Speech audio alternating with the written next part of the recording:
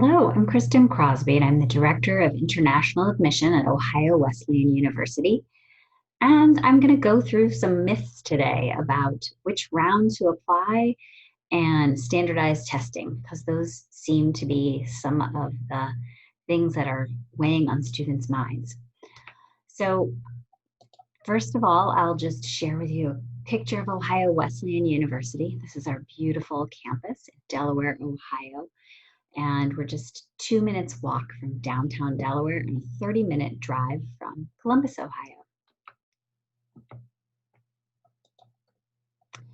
If you find this to be a helpful presentation and you want to know more about Ohio Wesleyan, or if you'd like to get more advice on international admissions in general, these are all the ways that you can contact me.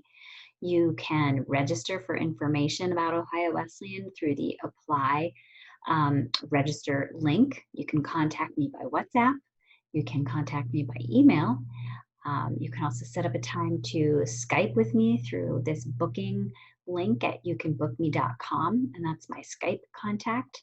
And you can also find information on our website at Meet Your Counselor, and I offer regular webinars every other week at admission/visit/Bishop Plus. So the first myth that you should apply somewhere ED to boost your chances of getting in. And that is definitely false. I think there is a huge misconception out there that you've got to find a place to apply ED because you're really going to increase your chances of getting admitted. But the majority of colleges and universities in the United States admit more than half their class, even regular decision. So unless you're applying to the most competitive and selective universities, this isn't something that you really need to worry about. And instead, you should really figure out if early decision is right for you at all. This is what I like to tell students who are considering early decision. It's really only good for students who are certain that they're absolutely in love with one particular college or university. It's their clear first choice above all others, and they know it really well, and they're ready to commit to it. It's also really only suitable for students who are completely ready to apply early decision, both in terms of getting your application materials together. You know, if you've given your teachers and counselor lots of lead time to get those letters of recommendation written, then that's good. But if you are giving them less than a week to get them together, it's probably not a good idea to apply early decision. It's also maybe not the best idea to apply early decision if you feel like your grades aren't as strong as you'd like them to be.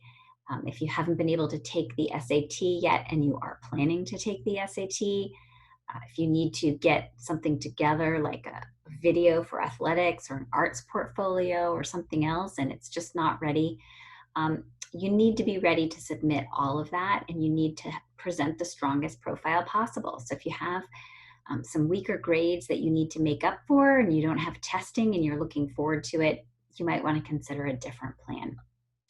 It's also not a great plan if you don't want to be completely committed to one college or university, because early decision is binding and you must attend. You're signing a contract when you sign that ED agreement that you will attend if you're admitted. And the only way to get out of that is if you're truly offered a financial aid package that is so vastly different from what you can afford that you're just not able to make it work financially.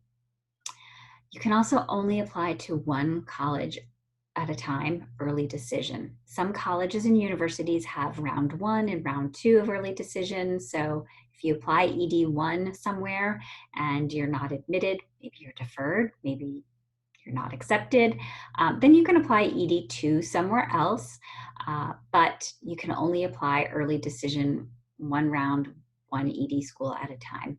And if you are admitted early decision somewhere, you have to withdraw your other applications as soon as possible.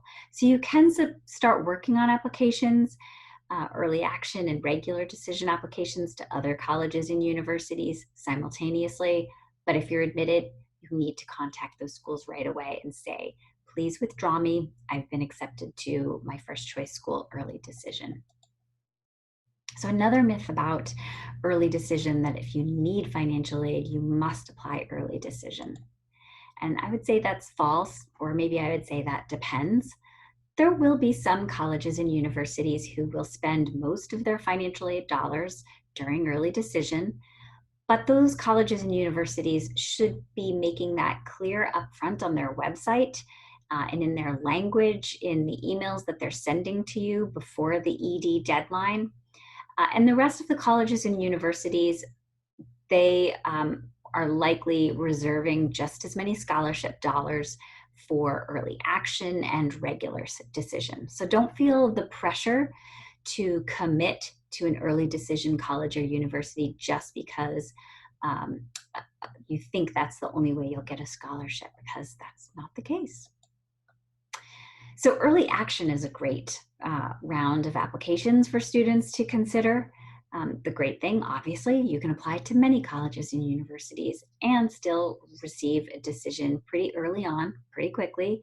And there's lots of time for you to get to know the colleges and universities you're looking at, whether it's to be able to visit them physically in the spring, hopefully, or just do all of your research, get to know students, talk to faculty members. Plenty of time to decide. It also allows you to compare financial aid offers. So if you're a student who wants to have several scholarship or financial aid offers before you make that decision, early action is a great plan for you. And it's not binding. So that's another great thing. You get to hear early, but you don't have the pressure of having to commit early on. So another myth is that students think that you don't have much a chance of getting admitted somewhere if you apply a regular decision. That's definitely false. There are so many colleges and universities that have plenty of space in their class to admit students from the regular decision pool. So lots of students do get their applications in early action, early decision, but there's still plenty of opportunities left over in regular decision.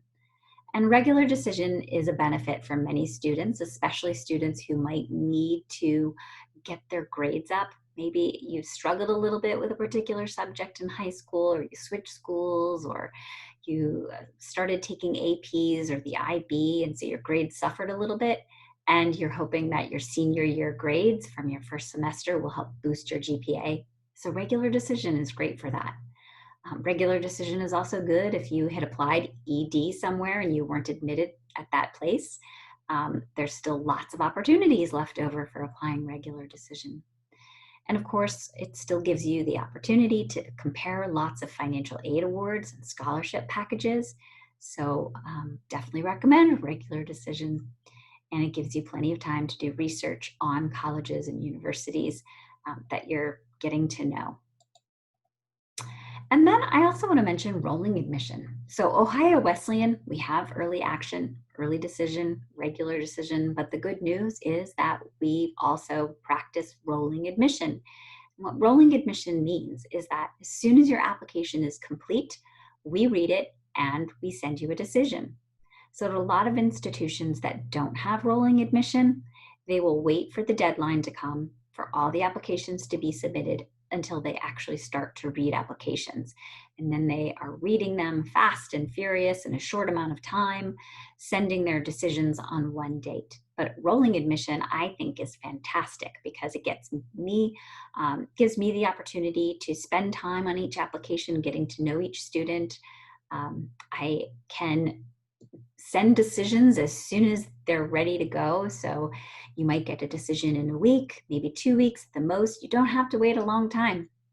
So even if you're applying regular decision to Ohio Wesleyan, you will hear within about 10 days once your application is complete. Rolling decision is great, especially for students who want to get a decision right away, early on at the beginning of rolling admission, or maybe for students who suddenly need to find another place to apply to kind of later in the game, and you need to apply at the very end of the process. And of course, any time in between is good to apply for rolling admission. So it gives you that opportunity to have that answer right away, and it's not binding. Or it gives you that last minute opportunity if maybe you've just suddenly discovered a college or a university and you want to see if you've got a shot with them. So now I'm going to transition and talk about standardized testing because that is really causing students a lot of worry this year with so many colleges and universities going test optional. So the biggest fear for students is that a college will pick a student with testing over a student without test scores, and that's just not the case. When you apply standardized testing optional, we read you testing optional, and there is no disadvantage, and we're not choosing students with testing over students without testing. Another big myth about the SAT is that the SAT is more accurate than high school grades. I think that word standardized and standardized testing throws everybody off and makes people think that it's got to be equal across the board and accurate, but really it's a test that you just spend a couple hours on a Saturday morning during high school, and it really does not tell us what kind of student you are. It doesn't tell us how hard you work, if you've got a good work ethic. It doesn't tell us what area of expertise you've kind of honed in terms of your academic interests. And really, your high school grades are a much better predictor than the SAT. So that's definitely a false myth. Some other things I want to mention about standardized testing is that college admission officers realize that it rewards strategic guessing. Multiple choice and short answer tests are just not good measures of student achievement. And the test scores really aren't that reliable. Let's face it, you might be very tired. Some students fly a long distance, hours to get to a different test site in a different country, and you might be exhausted. You might have had a really bad day the day before, or maybe you're just not feeling well, and that can affect how you perform on the test. So the test score is not always reliable.